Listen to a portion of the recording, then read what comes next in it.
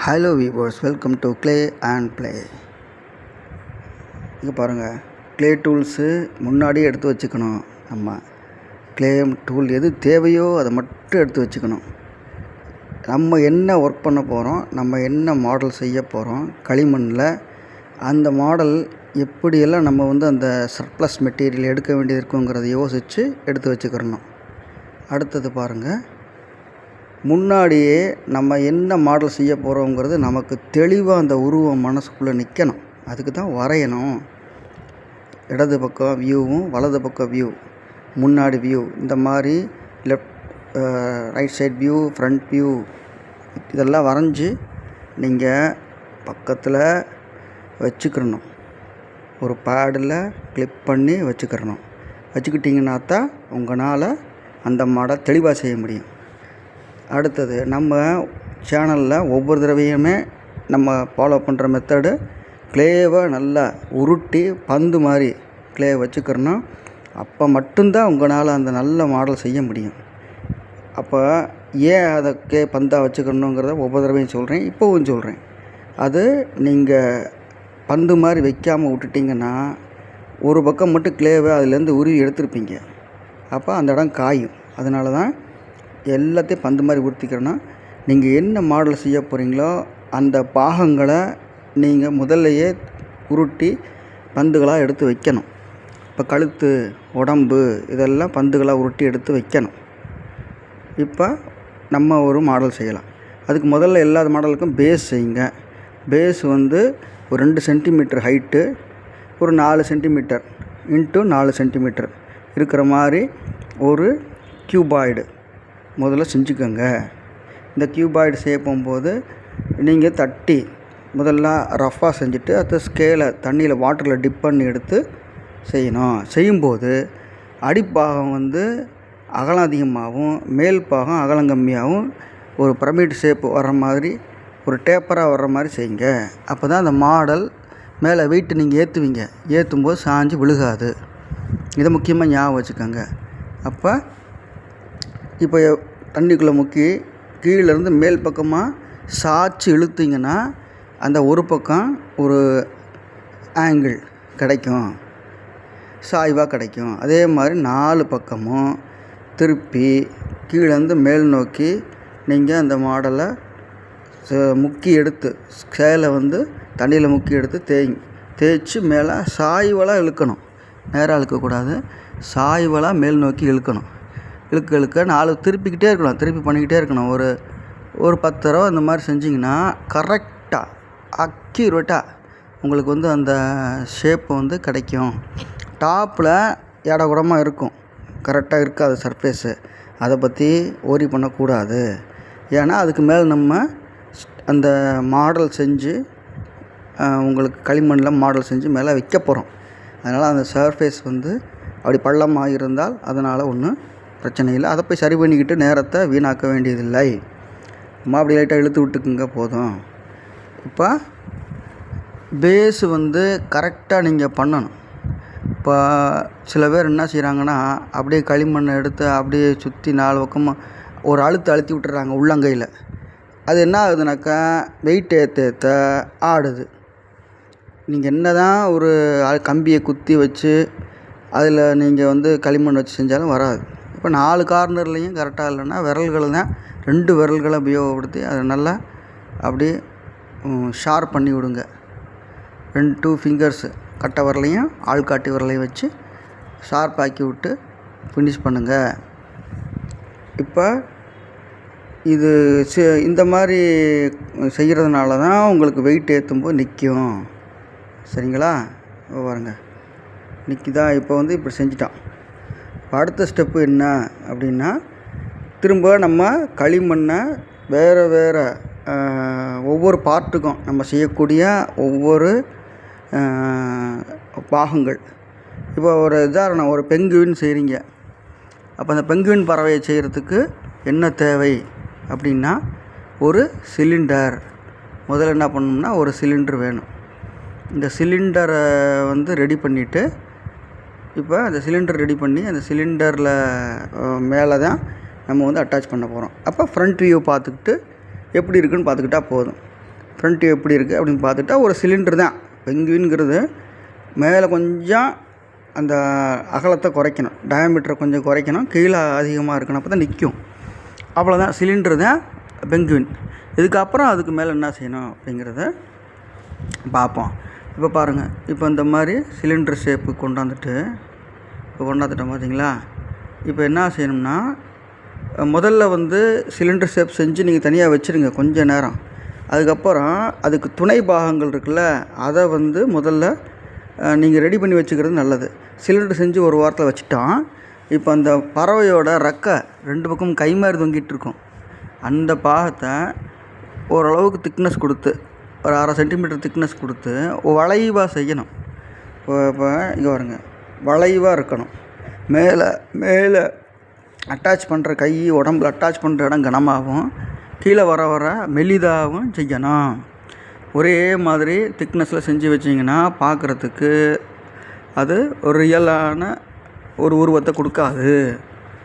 அப்போ என்ன செய்யணும்னா, மேல் பாகம் கொஞ்சம் கனமாக இருக்கணும், கீழ் பாகம் அந்த இறக்கையோட கீழ்ப்பாகம் கொஞ்சம் மெலிசாக வர்ற மாதிரி அவங்க ஃபிங்கர்ஸால் ப்ரெஸ் பண்ணி லைட்டாக ட்விஸ்ட் பண்ணி ப்ரெஸ் பண்ணி செஞ்சு வச்சுக்கிறணும். இதில் என்ன இம்பார்ட்டண்ட்டு அப்படின்னாக்கா, இப்போ பாருங்கள், இப்போ லெஃப்ட் ரைட் 2 பக்கம் ஃபெதர்ஸ் இருக்குது. இப்போ ரெண்டும் ஒரே மாதிரி செஞ்சு வச்சுட்டிங்கன்னா ஒட்ட வைக்கும்போது ஒன்று முன்னாடியும் ஒன்று பின்னாடியும் நீட்டிக்கிட்டு இருந்தால் அது பொருந்தாத. பார்த்தீங்களா, அது 2 கரெக்டாக ஒரே மாதிரி லெஃப்ட்டு ரைட்டு 2 பக்கம் வச்சு பார்த்து கரெக்டாக செஞ்சுக்கணும். இப்போ அது சப்போஸ் சார் எனக்கு இந்த மாதிரி கிராக்காக வருது சார், அப்பப்போ அங்கே சின்ன வெடிப்பு வருதுன்னா என்ன செய்யணும்னா, நீங்கள் சரியாக அந்த கிளேவை முன்னாடியே நீங்கள் நல்லா நல்லா பிளெண்ட் பண்ணாமல் நல்லா, அதாவது ஒரு அழுத்தி க்ரஷ் பண்ணி அந்த இதை எப்படி ஒரு நல்லா ப்ரெஸ் பண்ணி ஒரு மைதா மாவு பிசைகிறது நம்ம சிம்பிளாக பிசைஞ்சு விட்டுறோம். அது மாதிரி இல்லாமல் இது நல்லா ஃபைனாக க்ரஷ் பண்ணி அழுத்தம் கொடுத்து அதை நீங்கள் பண்ணி ஃபஸ்ட்டே வச்சா மட்டும்தான் அதனுடைய தன்மை நீங்கள் ஒர்க் பண்ணிகிட்ருக்கும்போது காய கிராக் வராது. அப்புறம் வயர் டூல் உங்களுக்கு தெரியும், இந்த சேனலை பார்க்கறவங்களுக்கு வயர் டூல்னால் என்ன அப்படின்னு தெரியும்.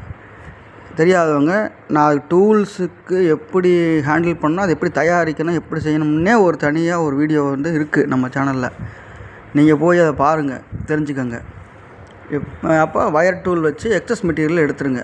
இப்போ இந்த சிலிண்டர் செஞ்சு வச்சுருந்தோம் இல்லையா, அதை எடுத்து பீக்கு இந்த மாதிரி அதுலேயே மேக்ஸிமம் ஹெட்டை கொஞ்சம் க்ளே எக்ஸஸாக வச்சு அந்த பீக்கு தனியாக செஞ்சு ஒட்ட வைக்கிறத விட அந்த தலையை அப்படியே இழுத்திங்கனாக்கா பீக் வந்துடும். பறவைகளுக்கு நான் சொல்கிறேன், இந்த மாதிரி தலையில் இருக்கிற எக்ஸஸ் க்ளேவையே நீங்கள் அப்படியே இழுத்து பீக்காக மாற்றினீங்கன்னா அது உடையாது. தனியாக செஞ்சு ஒட்ட வைக்க போகும்போது அதுக்கு ஒரு ஸ்ட்ரிப் செஞ்சு அதை ஒட்ட வைக்க போகும்போது அவ்வளோ தூரம் அது கீழே விழுந்துட்டாலும் சீக்கிரமாக டேமேஜ் ஆகிடும். இதுனா டேமேஜ் கம்மியாக, அதாவது அவ்வளோ சீக்கிரம் மூக்கு உடஞ்சி தனியாக வந்துடாது. அப்போ அந்த ஹெட்டில் இருக்க க்ளேவே அப்படி இழுத்து விடுங்க. இழுத்து விட்டு பீக்கு, இப்போ பீக்கு இப்போ பெங்குவினை பொறுத்தளவுக்கு ஷார்ப்பாக இருக்கும், லெங்க்த்தாக இருக்கும். ஃப்ரண்ட்டில் போ கொஞ்சம் கர்வாக இருக்கும், என்ன ஷார்ப்னஸ் ஃப்ரண்ட்டில் இருக்கும். ஸோ இந்த மாதிரி சைடு வியூ பாருங்கள், அதுக்கு தான் 2 வியூ வரைஞ்சி வச்சுருக்கோம். வரையாமல் மாடல் செய்யாதீங்க. இப்போ லெக்குக்கு இந்த மாதிரி அழுத்தி, அதாவது ஒரு ஸ்கேல் எடுத்து நம்ம சிம்பிள் டூல் தான். நம்ம க்ளே மாடல் சேனலை பொறுத்தளவுக்கு க்ளே மாடலிங் நாம் லேர்ன் பண்ணுறதை பொறுத்தளவுக்கு சிம்பிள் டூல் தான் எடுக்கணும். காம்ப்ளெக்ஸ்டாக போய் பெரிய அப்படியே இந்த ஸ்டூடியோ ஆர்டிஸ்ட்டு இவங்க ஸ்கல்ப்சர்ஸ் மாதிரிலாம் நம்ம சேனலில் இருக்காது. அதெல்லாம் நீங்களாக தான் டெவலப் பண்ணணும், அதெல்லாம் டெவலப் பண்ணிக்கிறணும். நம்ம இதில் வெரி வெரி சிம்பிளாக தான் இருக்கும் அந்த வீடியோவே.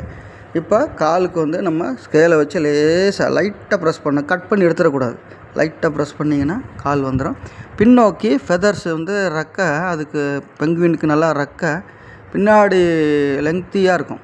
இப்போ அதுக்கு அதே மாதிரி பேஸ் மேலே நீங்கள் பண்ணோம் வச்சு இழுத்து விடுங்க.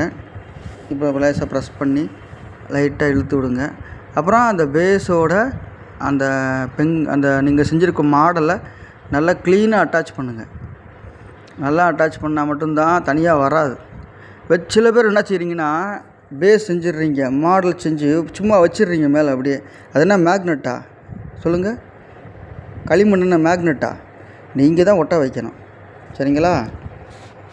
இப்போ இந்த ஃபெதர் செஞ்சு நம்ம வச்சுருந்தோம், அதை என்ன செய்யுங்க, அப்படியே ஒட்ட வைக்காதீங்க.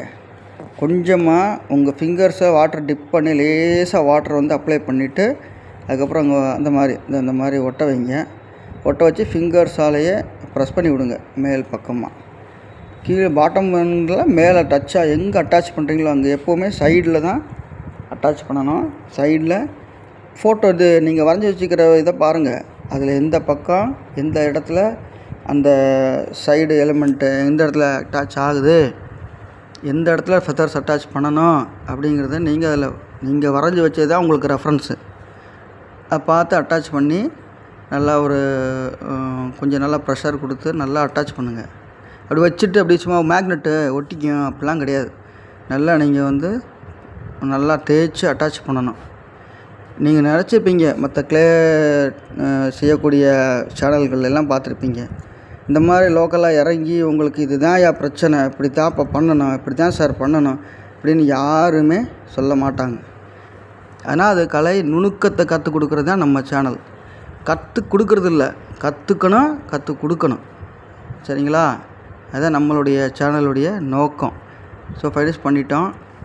இந்த மாதிரி வாட்டரில் லேசாக அப்படியே இது பண்ணி தேய்ச்சி விடுங்க, நல்லா ப்ரெஸ் பண்ணி தேய்ச்சி விடுங்க.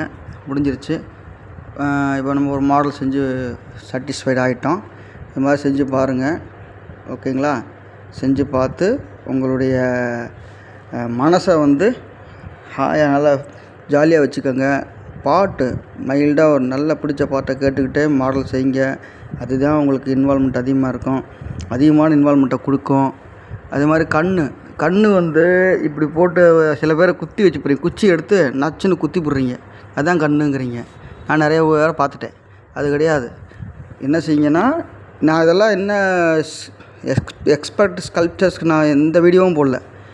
தெரியாத இது வரைக்கும் அதை ஆசை உள்ள தெரியாதவங்களுக்கு பழகிறதுக்கு மட்டும்தான் நான் போட்டிருக்கேன் வீடியோலாம். இப்போ ஒரு பேனா மூடி எடுத்துக்கோங்க, அதை வச்சு ஒரு ப்ரெஷர் கொடுத்து அழுத்தி எடுங்க. அதை விட சின்ன டயாமீட்டர் உள்ள வட்டம் உள்ள ஒன்று எடுத்து ப்ரெஸ் பண்ணி எடுங்க. இப்போ கண்ணு கிடச்சிரும். லைட்டாக ப்ரெஸ் பண்ணி எடுங்க. நல்லா வாட்டர் வச்சு டிப் பண்ணி விடுங்க. சரிங்களா? ஷேர் பண்ணுங்கள் வீடியோவை. நல்லா பாருங்கள், என்ஜாய் பண்ணுங்கள். அதை நீங்கள் உங்களுடைய நண்பர்களோட ஷேர் பண்ணி விடுங்க. நல்லா ஃபுல்லாக பாடுங்க வீடியோவை. Thank you viewers.